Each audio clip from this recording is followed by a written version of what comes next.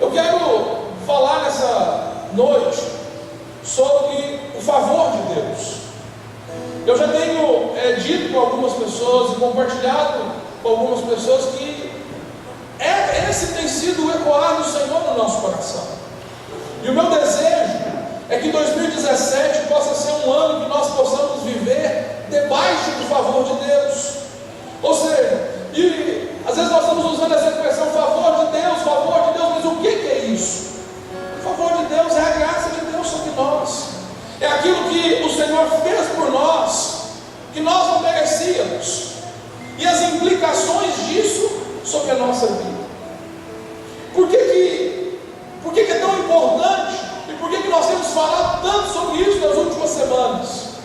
Porque eu creio que Deus está nos preparando para nos colocar num outro nível, mas que para a gente compreender, para a gente viver a partir desse novo nível, a nossa revelação, aquilo que nós entendemos do Senhor, precisa avançar um pouco mais. Ou seja, se por um lado todo pecado, todo erro, por detrás ele tem uma crença errada, o sucesso, o avanço, o crescimento, ele também é embasado nas nossas crenças. Ou seja, se eu crer da maneira certa, eu vou avançar. Agora, quando eu creio, as coisas estão desalinhadas com o que Deus colocou na sua palavra para nós não conseguimos, ou seja, nós nos tornamos limitados. Qual que é a realidade de muitos irmãos? E quando eu falo isso, a realidade da igreja, na verdade não a nossa específica, mas não a da nossa cidade específica, mas a igreja de forma geral. A igreja de forma geral, ela caiu da graça. Ou seja, nós decaímos da graça quando vivemos segundo a lei. Muitas das vezes, qual que tem sido a atitude de muitos irmãos, de muitos de nós, e eu me incluo nisso, muitas das vezes nós nos tornamos religiosos demais, e quando fazemos isso, deixamos de desfrutar do favor de Deus, porque se por um lado a graça é o favor imerecido, a lei ela é o favor merecido. O que eu estou querendo dizer? Eu estou querendo dizer que muitas das vezes nós vivemos querendo acertar demais. Nós olhamos para a nossa vida e nos organizamos para fazer tudo certo. Mas por quê? Porque nós temos uma expectativa no nosso coração de se eu conseguir fazer tudo certo, eu vou agradar a Deus com as minhas obras. E agradando a Deus com as minhas obras, eu vou conseguir, ou seja, eu vou merecer as bênçãos dele.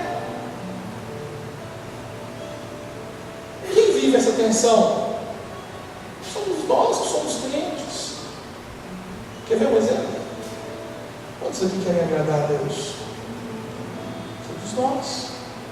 Mas no fundo, a gente fala assim, mas por que você quer agradar a Deus? Eu poderia dizer assim, eu quero agradar a Deus porque eu amo, porque Ele fez coisas grandes por mim, gratidão a Deus. Tudo isso é verdade.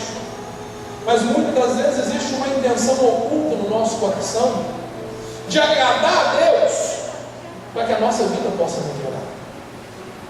Você sabe qual que é a porta de entrada para a vida com Deus? A porta de entrada normalmente é a necessidade. E não tem nada de errado nisso. Ou seja, diante de uma necessidade, eu me volto para Deus. Está errado isso? Não. Mas o problema é que nós continuamos assim. E aí, se nós vivemos a nossa vida eternamente assim, nós não crescemos. Somos salvos? Somos. Vamos passar a eternidade com o Senhor? Sim. Mas deixamos de desfrutar aquilo que Deus tem para nós. Se nós não estamos debaixo do favor de Deus, os nossos esforços são inúteis. Se não estamos debaixo do favor de Deus, nós podemos, olha, até ter os 5 pães e os 2 peixes, lembra? O que aconteceu? Qual foi o favor de Deus dispensado àquela multidão?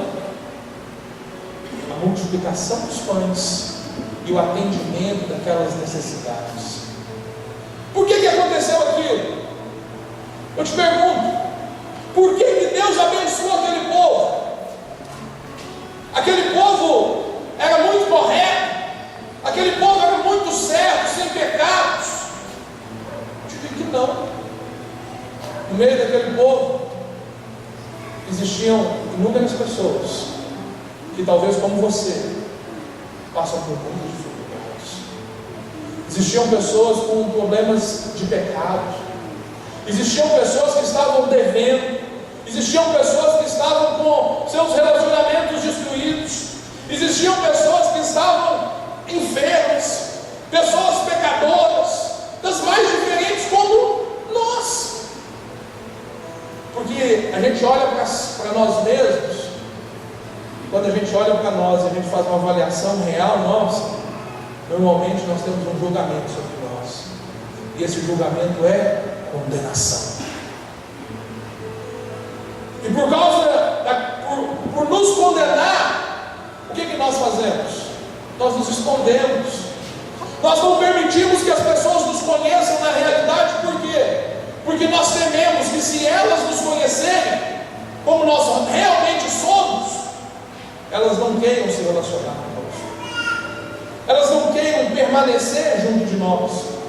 Mas o problema é que essa sensação a gente transfere isso para Deus, na nossa maneira de se relacionar com Ele, porque você crê que Deus pode fazer muitas coisas, mas você julga que você não merece, e aí é impossível receber de Deus. Mas o que vem a ser esse favor de Deus? Como que isso se torna prático nas nossas vidas? Existem pessoas que trabalham muito, dia e noite, mas parece que apesar de tanto trabalho, de tanto empenho, elas não desfrutam do resultado daquilo. E aí é evidente que a nossa mente religiosa, ela aponta para problemas e dificuldades, e se a gente for avaliar um caso desse, a gente poderia chegar para essa pessoa e falar assim: você está assim porque possivelmente você errou em alguma coisa. Isso é possível. Mas apesar disso, existem pessoas que são crentes, que são fiéis ao Senhor, e que mesmo sendo fiéis ao Senhor, trabalham e não conseguem ver o avanço. Parece que algumas coisas poderiam ser feitas ali em poucas semanas, aquilo dura uma eternidade. Pessoas que exercitam fé, são pessoas de oração. É possível uma pessoa de oração ainda assim lutar e não conseguir resultado, ou se conseguir resultado, conseguir pouco. Aí a gente começa a dizer: onde está o problema? Quando a gente começa a avaliar onde está o problema, nós vamos falar assim: o problema é pecado. Onde está a brecha? E aí nós começamos a fazer um vasculhar de coisas. Mas sabe o que a palavra de Deus diz? Que apesar de muitas pessoas terem recebido o Senhor como Salvador, eles não vivem na posição que Cristo as colocou. Eles receberam Cristo como Salvador, mas eles não estão em Cristo. E entenda o que eu quero dizer: o favor de Deus é o quê? Se nós pudéssemos sintetizar, resumir tudo numa coisa só, o favor de Deus é Cristo. Foi o que nós ministramos na noite de Natal, que o Natal é a manifestação da graça de Deus, que o Natal é a manifestação do favor de Deus. Mas se nós não estamos debaixo do favor de Deus, a bênção de Deus não virá. Talvez você me ouvindo e fale assim: mas o Senhor está dizendo? Porque todos aqueles que o receberam não tiveram o direito de serem chamados filhos de Deus, e não foram salvos, e não estão debaixo do favor de Deus. Todos aqueles que creem no Senhor Jesus Cristo são salvos, tiveram suas vidas transformadas. E aí talvez você me leve ao livro de Romanos para me dizer o seguinte, que nós somos mais do que vencedores. E eu concordo plenamente com você que isso é verdade. Mas então não estariam todos debaixo do favor? Eu digo para você, sim e não. Mas como assim? É porque muitas das vezes a vontade de Deus de fato é nos abençoar, e Ele já nos abençoou com todas as bênçãos das regiões celestiais. Amém? Diga amém. Fala assim: o Senhor já me abençoou. Mas o que acontece muitas das vezes? A minha atitude é de sair debaixo do favor de Deus. Quando que eu faço isso? É um pecado que me tira? Não é um pecado. O que me tira do favor de Deus é a minha atitude em relação à maneira que eu vivo. Quando eu digo que a bênção de Deus, ela está intimamente relacionada com o favor de Deus, com estar debaixo do favor de Deus, eu não estou dizendo que o fato de estarmos debaixo do favor de Deus, nós não teríamos problemas. Estar debaixo do favor de Deus não quer dizer não passar por lutas. Mesmo quem está debaixo do favor de Deus passa por lutas e problemas. Mas qual que é a diferença? É que o próprio Deus age nas nossas vidas, transformando aquele mal em bem. Abre a sua Bíblia, Gênesis capítulo 39.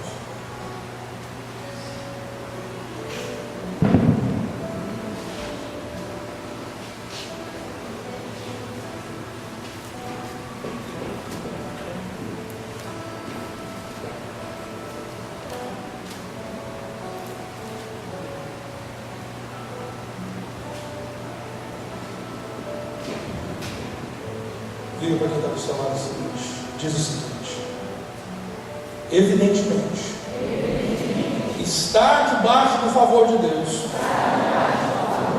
não significa não ter problemas, não ter lutas. 2017, me olhe para mim, vai ser um ano que nós precisamos entrar debaixo desse favor. E a expectativa não é que você não tenha dificuldade, mas é o que você vai fazer em relação a isso. Se você achou Gênesis 39, diga amém. Amém. Se você não achou assim como eu, fique calmo. Achei. E presta atenção. Gênesis 39, ele fala da história de José. O Ivair ministrou aqui há 2 semanas atrás, ele citou José. Eu não estava presente, mas eu assisti o vídeo. Foi uma bênção. Mas eu quero voltar exatamente nesse personagem, porque ele nos mostra exatamente essa realidade. Quem era José? José era o filho amado, filho querido do seu pai, igual a você. Você está entendendo? Você é um filho amado. Assim, eu sou tão amado por Deus quanto José foi amado por seu pai. José era a menina dos olhos do seu pai. E tanto é que José tinha inúmeros privilégios. Ele caiu na graça do seu pai. Eu quero dizer que é isso que Deus quer fazer com você. Deus quer fazer você cair na graça dele. Por quê? Porque José era aquele que o pai dele confiava. José era aquele que o pai dele trazia para perto. Tudo isso Deus quer fazer com você nesse 2017. Agora presta atenção.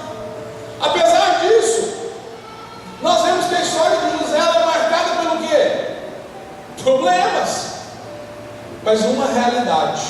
Apesar dos problemas, existia uma realidade na vida de José que fazia toda a diferença. Gênesis 39 pega a história no meio do caminho. E eu quero te falar que o quê? José era favorecido por seu pai, mas o que aconteceu? Os seus irmãos não gostaram disso. E por causa disso, por causa de José ser favorecido por seu pai, isso cultivava o ódio dos seus irmãos. E os seus irmãos o pegaram e o venderam como escravo. Isso é bom ou ruim? Ser vendido pelos próprios irmãos. Talvez você olhe para a sua história de vida e fale assim: a história de vida da minha família foi uma tragédia. Mas eu acredito que ninguém aqui, se tiver alguém, seja um caso muito específico de alguém que tenha sido vendido para ser escravo aqui, pelo seu próprio sangue, pelos seus próprios irmãos. Percebe? E aí o que acontece? Foi vendido. Existem pessoas que sofrem a sua vida inteira por causa dos traumas que tiveram na criação familiar. Sofrem com isso por toda a sua vida. Mas José tinha um diferencial. A Bíblia fala que Deus estava com José. Deus estava com José. E quando Deus, por causa de Deus estar com José, e a presença de Deus na vida de José, nós poderíamos falar que isso é o quê? É favor. Sabe o que aconteceu? Os problemas de José, um a um, foram convertidos em benefícios para ele. Seus irmãos o venderam, beleza. Foi vendido como escravo. Foi vendido para os escravos, para quem? Para os ismaelitas. Não era um povo que gostava deles, não. Mas levaram ele para o Egito. Quando chegou no Egito, ele foi comprado por Potifar. Presta atenção. Olha o favor de Deus. Ele foi comprado por um homem rico. Diga comigo, um homem rico. Porque ele poderia ser comprado por qualquer um. Mas ele foi comprado por um homem rico. Por quê? Porque o favor de Deus estava sobre ele. O que tem a ver isso, pastor? Tudo a ver. Quantos aqui trabalham? Sabe qual é a maior tragédia do trabalho? Você prefere trabalhar com rico ou com pobre? Você prefere trabalhar com rico ou com pobre? Você já imaginou? Você foi vendido para ser escravo, mas você foi vendido com uma família que trabalhou a vida inteira, economizou dinheiro a vida inteira para comprar um escravo. Está lascado. Está lascado.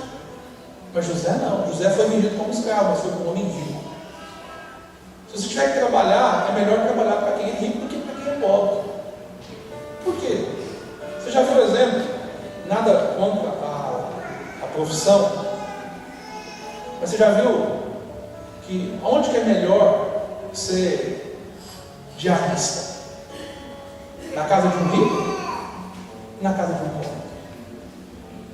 Porque a casa de rico não suja. Suja? Suja não. Rico não faz, não come. E na casa de pobre? Pobre que tem empregado não lava um prato. A empregada sai na sexta-feira para voltar na segunda. Na sexta-feira à noite eu começo a juntar os pratos. E a dona da casa vem e fala assim: não precisa lavar não, fulano de tal. Segunda-feira a Cidinha está aqui, ela lava. E vai juntando. Por quê? Porque tem quem faz. Agora na casa do Rio é diferente. Ela está lá fazendo serviço, a casa está tão limpinha, parece cenário de novela, né? Já viu? Parece que é cenário de novela. A empregada está lá limpando, fala assim: nem precisava limpar, mas eu vou limpar só para não ter que ficar toda, né? Para ver que eu estou trabalhando. Foi favorecido. Foi vendido para a casa de Potifar. E na casa de Potifar, o O que aconteceu com ele? Deus o abençoou. Ir para lá estava no projeto de Deus. Olha o que diz o texto. Gênesis 39, versículo 1. José havia sido levado para o Egito, onde o egípcio Potifar, oficial do faraó, capitão da guarda, o comprou dos ismaelitas, o que tinham levado para lá. Verso 2. O Senhor estava com José. Fala comigo assim: o Senhor está comigo. De modo que este prosperou e passou a morar na casa do Senhor egípcio. Sabe o que acontecia? Comprou como escravo, junto com os outros, mas o favor de Deus estava sobre a vida dele. E sabe o que aconteceu? Sabe qual que é o sinal que o favor de Deus está sobre a sua vida? É quando o ímpio começa a ver. Potifar não era crente, não. Potifar era alguém que servia quem? Aos deuses do Egito, dos egípcios. Mas o Potifar viu algo diferente em José. E o que era o diferencial? O favor de Deus. Chamou ele para morar na casa dele. Quando este percebeu que o Senhor estava com ele, quem que percebeu que o Senhor estava com José? Potifar. Ele percebeu que assim, quando o ímpio, presta atenção, quando o ímpio percebe, quando a pessoa que não é crente, ela percebe que Deus está com você, é uma evidência que de fato o favor de Deus está sobre a sua vida. E o que acontece? Trouxe para perto. Eu não sei o que ele fazia, mas eu imagino que se ele plantasse uma horta lá, e os outros escravos plantassem também, a horta dele florescia, mas os outros não. E aí trouxe ele para dentro de casa. Chegou lá dentro de casa, ele começou a trabalhar.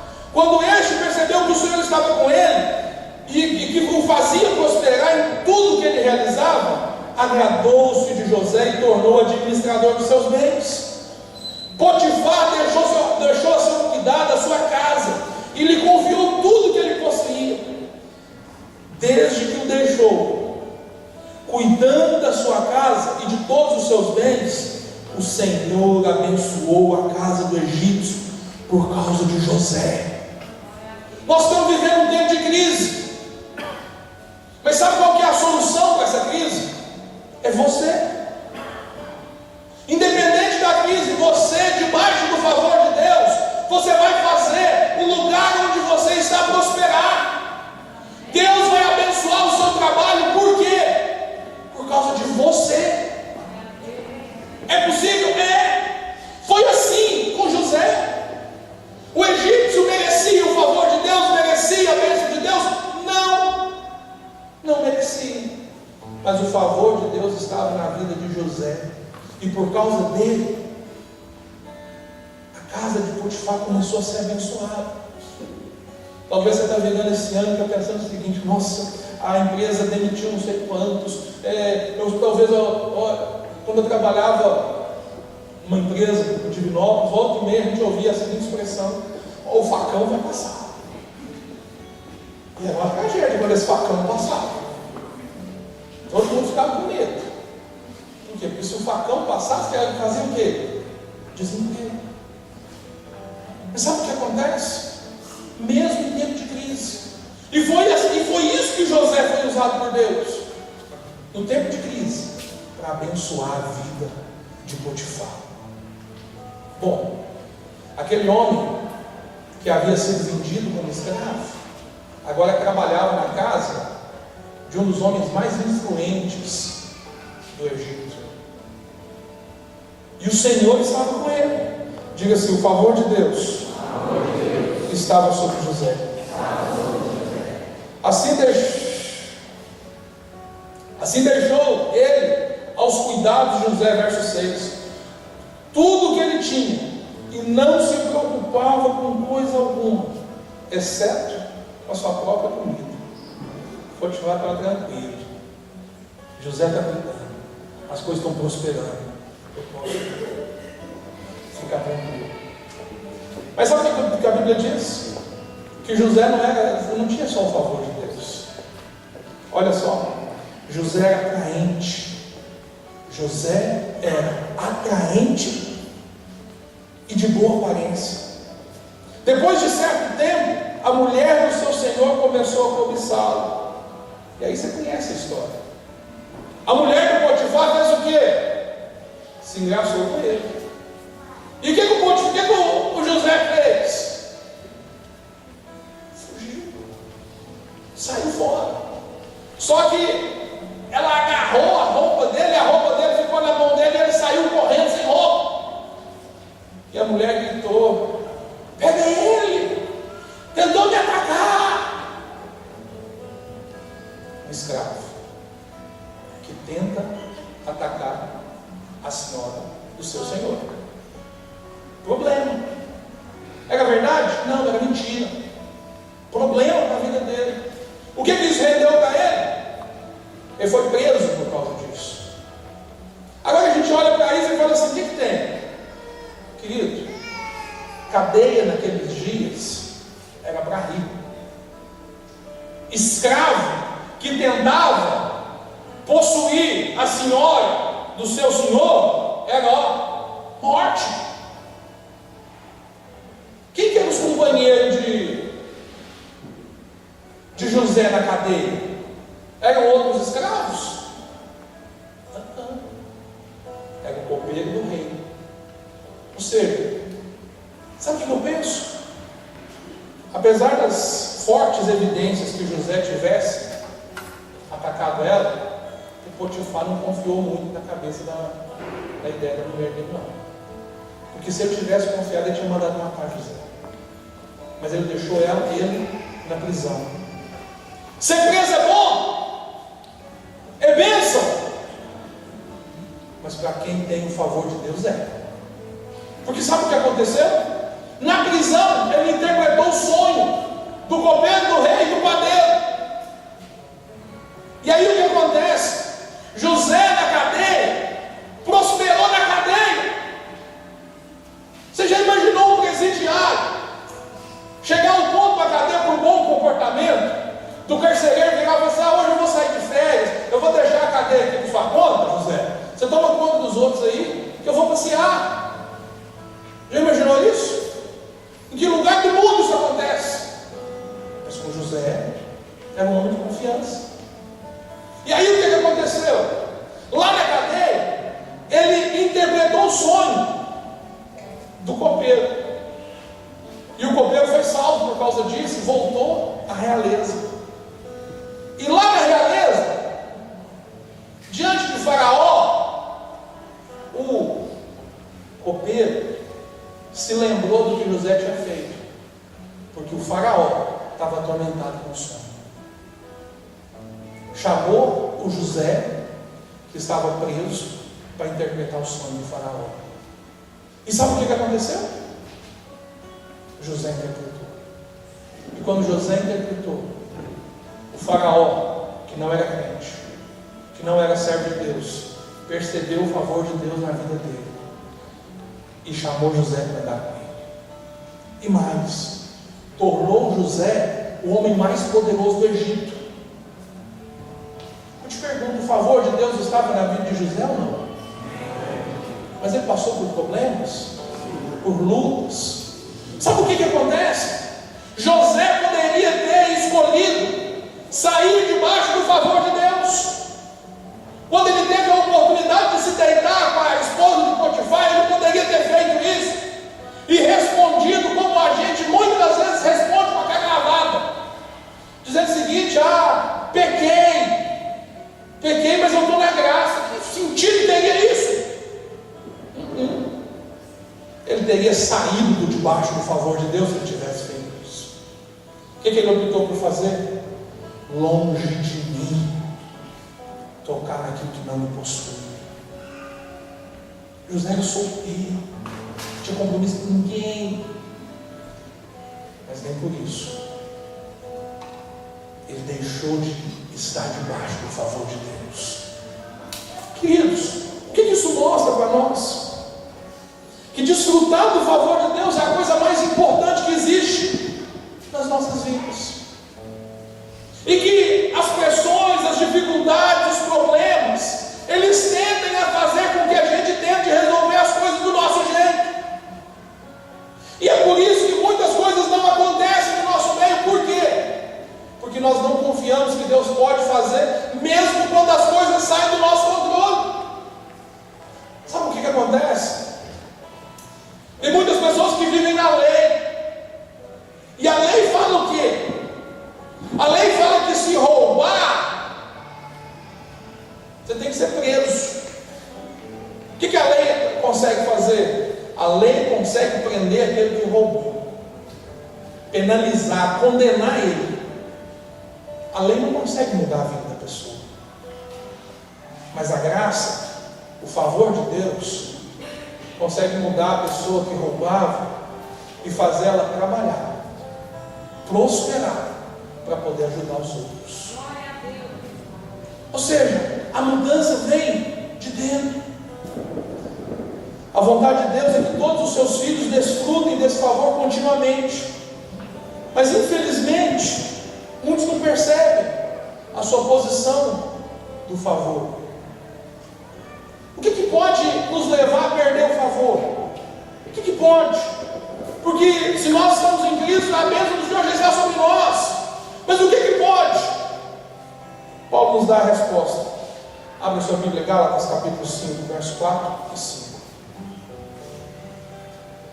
Gálatas capítulo 5, verso 4 e 5, diz o seguinte: vocês que procuram ser justificados pela lei, separam-se de Cristo, caíram da graça, pois mediante o Espírito que nós aguardamos pela fé, a justiça que é a nossa esperança.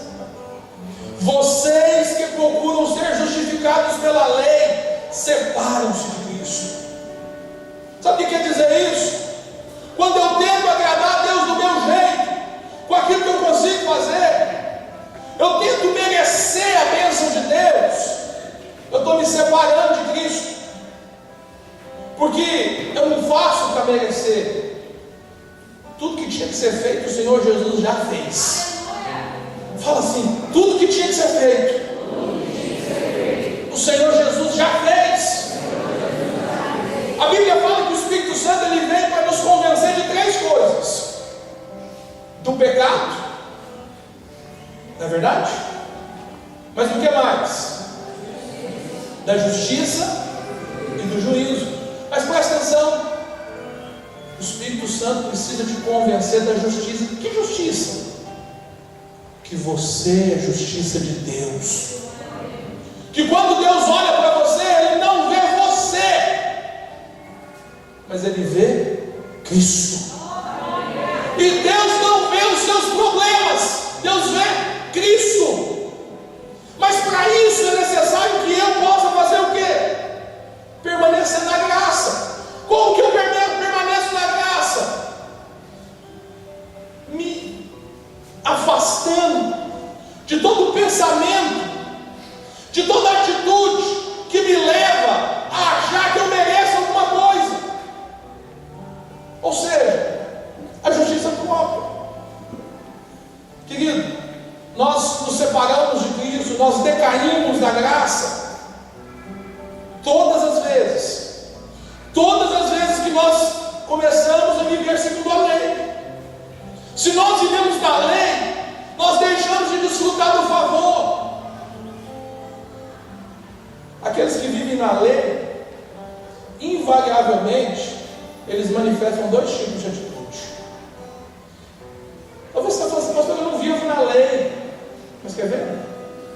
Talvez nessa noite eu vou mostrar para você que você, apesar de estar no tempo da graça, de ouvir a palavra da graça, de entender que a graça é favor imerecido, de cantar isso, a sua maneira de agir está diferente daquilo que você até mesmo crê. Quantos crentes estão debaixo da graça de Deus? Querido, não é por nosso merecimento, é por amor, não é? A primeira característica de quem vive pela lei e está fora do favor de Deus, não está debaixo do favor de Deus, é que ele vive. seja, a característica é a justiça própria. Sempre que pensamos, a gente sempre pensa que a falta do favor de Deus na nossa vida está relacionada com o pecado. Por que eu não estou sendo abençoado? Porque eu estou pecando. É verdade? Sim. Mas eu poderia dizer que não é toda verdade. Porque quando eu olho para o Novo Testamento, e aí eu olho para Jesus, e eu vejo os milagres que ele realizou, as pessoas que receberam aqueles milagres, mereciam? Mereciam? A mulher adúltera que foi salva do apedrejamento, merecia ser salva? Não. Sabe o que eu acho mais incrível naquele episódio? Porque ali Jesus acaba com os fariseus, porque todos estavam condenando ela, não é verdade? E os fariseus colocaram Jesus à prova. Jesus, essa mulher, foi pega em adultério, o que tem que ser feito com ela? A lei de Moisés diz que ela tem que ser apedrejada. O que Jesus fez? Se abaixou e ele estava escrevendo na areia. Aí ele se levanta, ele se volta para eles e fala o seguinte: aquele que não tiver pecado, atire a primeira pedra. E sabe o que o texto diz? Que do mais velho ao mais novo, todos, diga comigo, todos, se retiraram. E o que Jesus estava fazendo? Estava lá abaixado. Aí ele se levantou e disse para aquela mulher: mulher, eu também não te condeno, vai, não peques mais. Presta atenção. Sabe o que está ali? Aqueles que estavam condenando aquela mulher não puderam atirar a pedra nela. Por quê? Porque também eram pecadores. Mas o único, presta atenção, o único que poderia apedrejá-la, que era Jesus. Jesus tinha pecado, sim ou não? Ele poderia apedrejá-la. Mas o que ele escolheu fazer? Perdoar. Sabe o que é isso? Isso é graça. Isso é favor que eu não mereço. E é isso que Deus faz comigo e com você todos os dias. A gente merece o que é mesmo, nós merecemos a condenação, mas Ele nos deu graça, favor que eu não mereço. Por quê? Porque Ele me ama. Agora, a justiça própria, ela faz o quê?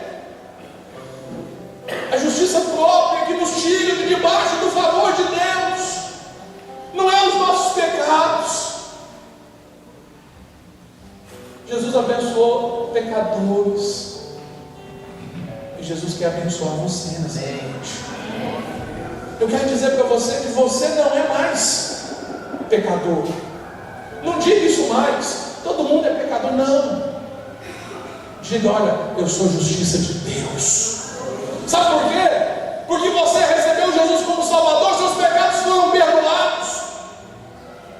Jesus pagou o preço pelos seus pecados. Você é justiça de Deus. Mas qual é o problema da justiça própria? Nós não temos nenhum relato na Bíblia de um fariseu que foi abençoado. Por quê? Porque o fariseu vivia segundo a justiça própria. Como é que é a oração do fariseu? Subiram dois homens para orar no templo, um publicano e um fariseu. Publicano era a classe odiada pelos judeus. Por quê? Porque eles trabalhavam no império, extorquindo, cobrando os impostos do seu próprio povo. Aí só subiram o templo para orar, um publicano e um fariseu. Quem que era o fariseu? Estudioso da palavra de Deus, conhecedor profundo das Escrituras, todo sábado estava na sinagoga, cumpridor dos mandamentos. E aí o publicano chega no templo e ele vai orar e ele bate no peito. Diz dizendo: Senhor, tem misericórdia de mim, porque eu sou pecador. Agora, e o fariseu? Senhor, eu quero te render graças, porque eu jejuo 2 vezes por semana, porque eu vou ao templo toda semana, porque eu não nasci samaritano, porque eu sou judeu, eu sou nação escolhida. Religioso, orgulhoso. E o texto diz que ele orava de si para si mesmo. E a pergunta é: qual oração que foi recebida? A do publicano. Por quê? Porque ele sabia exatamente quem ele era. Ele era pecador. O que é a justiça própria? É quando eu acho que eu sou alguma coisa. É quando eu acho que eu mereço alguma coisa. Às vezes, nós corremos o risco de sair debaixo do favor de Deus orando. Quando eu acho que o fato de eu orar é uma coisa assim que me deixa num nível mais alto que os outros. Quando eu estou lá de joelho dobrado, orando ao Senhor, eu falo assim: Deus, ainda bem que eu estou aqui, né? Que eu podia estar em tantos outros lugares, mas eu estou aqui orando ao Senhor. Olha como que eu sou bom. Acabou. Porque eu estou me achando. E se eu estou me achando, eu vou falar assim: então vá. Faz sozinho. Sempre que nós assumimos essa postura de achar que nós podemos, que nós somos, que nós merecemos, e a justiça própria, ela se manifesta no nosso relacionamento com Deus, mas ela se manifesta também no relacionamento com as pessoas. A justiça própria, ela nos leva ao que? A mágoa, ao ressentimento. Por que eu tenho direito de ficar ressentido com o outro? Porque ele me ofendeu. Quem diz que morto se ofende? Que nós estamos mortos em Cristo. Nós morremos. Mas eu me garanto, eu falo assim: não, comigo as coisas é diferente. Eu tenho brilho na cara. Sabe o que é brilho na cara? Justiça própria. E sabe o que isso faz? Me afasta. Porque eu acho que eu sou alguma coisa.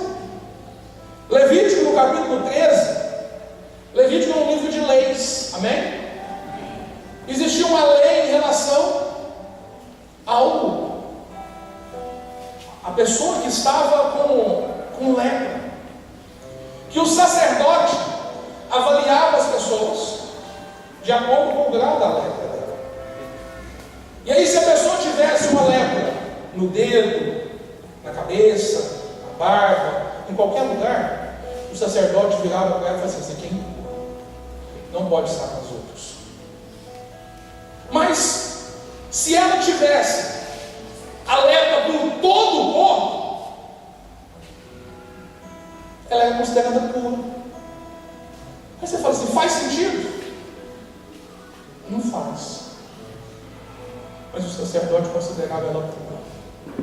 Por quê? Porque ela não tinha o que esconder. A pessoa tinha lepra, um pedacinho do corpo aqui, escondia. E aí, se relacionava com os outros, fazia o quê?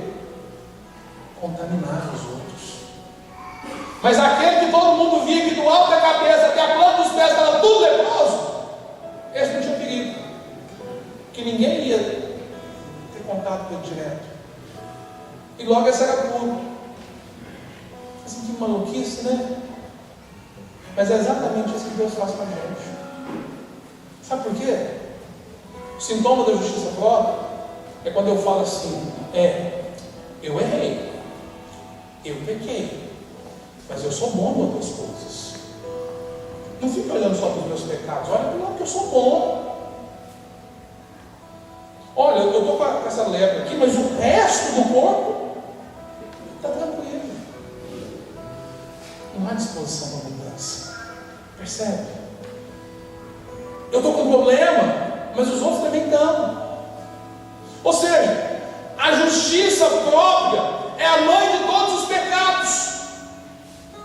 Por quê? Porque nos tira do favor de Deus. Paulo nos mostra isso. Abra a sua Bíblia, eu quero encerrar com esse texto. 2 Coríntios, capítulo 6, verso 1. 2 Coríntios, capítulo 6, verso 1. Diz o seguinte: como cooperadores de Deus, insistimos com vocês para não receberem em vão a graça de Deus. Capítulo 6, verso 1 diz isso. E sabe, a Bíblia originalmente ela não tinha essa divisão de capítulos. Dividiu por capítulo para facilitar as coisas, para a gente poder achar. Foi ótimo. Só que muitas das vezes essa divisão de capítulos quebra o contexto e a gente entende parcialmente. Porque a gente pensa o seguinte: como que alguém pode receber em vão a graça de Deus? Como? É só você voltar para o capítulo anterior, para o verso anterior.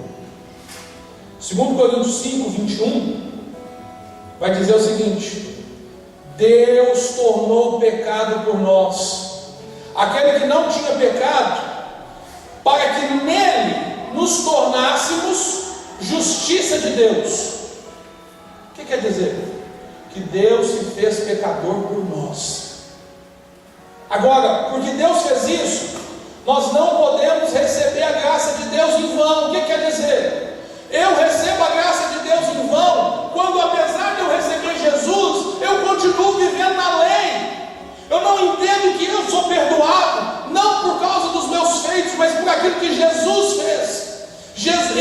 Eu sou injusto pelas minhas obras, mas Jesus, o justo, morreu na cruz para me justificar.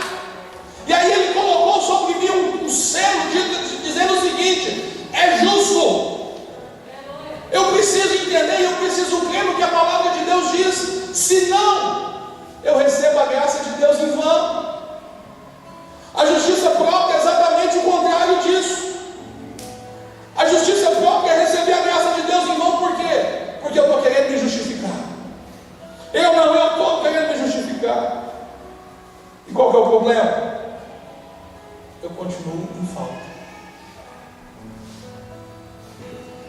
A melhor coisa que podemos fazer na presença de Deus é tomar o lugar de Cristo. Tomar o lugar de Cristo, porque Ele já tomou o seu lugar. Fica de pé no seu lugar. Estar debaixo do favor de Deus é assumir a sua posição em Cristo Jesus.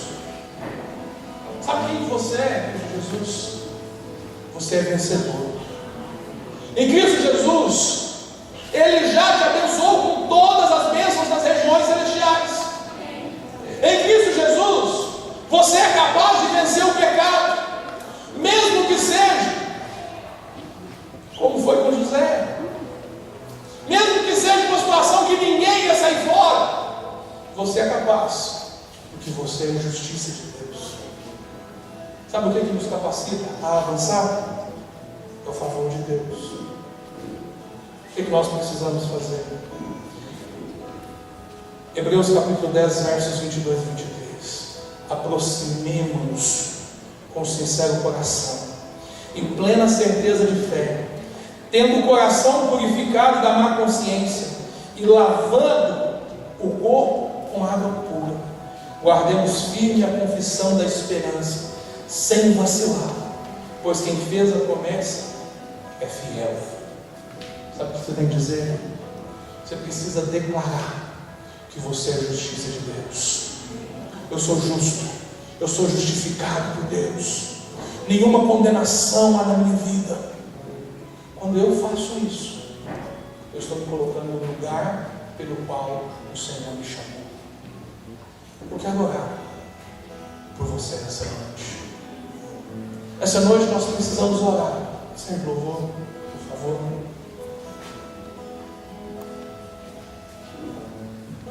canção que nós vamos cantar tem tudo a ver com isso. Nós precisamos entender aquilo que Deus tem para nós e deixarmos de lado aquilo que você entende a respeito de você. Você olha para você e fala assim: eu me conheço, eu sei dos meus pecados, eu sei das minhas falhas, eu sei das minhas limitações. Eu quero dizer para você que Deus não está nem aí para isso. O preço que era para ser pago, Ele pagou lá na cruz. Por isso nós vamos declarar nessa noite: mais de Deus, menos de mim. Mais da justiça de Deus, menos da minha. Na verdade, não precisaria ser nada da minha justiça, e somente a justiça de Deus. Se nessa noite você está aqui e você tem olhado para a sua vida e percebido que a sua vida tem sido,